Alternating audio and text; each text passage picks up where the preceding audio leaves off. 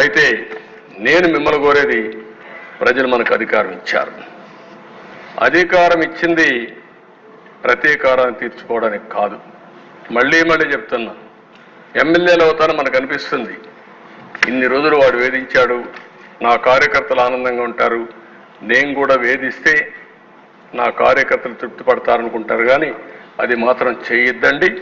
మనకు అధికారం ఇచ్చింది ప్రజలకు సేవ చేయడానికి, తప్పులు చేసిన వాడిని శిక్షించడానికి. శిక్షించే బాధ్యత ప్రభుత్వాన్ని, సేవ చేసే అవకాశం బాధ్యత మీదిగా తీసుకోవాల్సిందిగా మరొక్కసారి కోరుకుంటూ, ఎక్కడా దీన్ని ఉపేక్షించడం. ఒకవేళ కానీ మన వాళ్ళు తప్పు చేసినా ఏమనుకోవద్దని మొన్నైతే పవన్ కళ్యాణ్ గారు చాలా స్పష్టంగా లేసిలేసి పార్టీ మీటింగ్లు చెప్పారు. ఇక్కడ కూడా మొన్న కూడా చెప్పారు. నేను మనస్ఫూర్తిగా అభినందిస్తున్నా. ఆన్ రికార్డ్, ఒకవేళ అలాంటి తప్పు జరిగితే నేను చేసినా మొదట నా మీద యాక్షన్ తీసుకోమని చెప్పిన వ్యక్తి పవన్ కళ్యాణ్ గారు. అది ఆయన యొక్క సిన్సియారిటీ.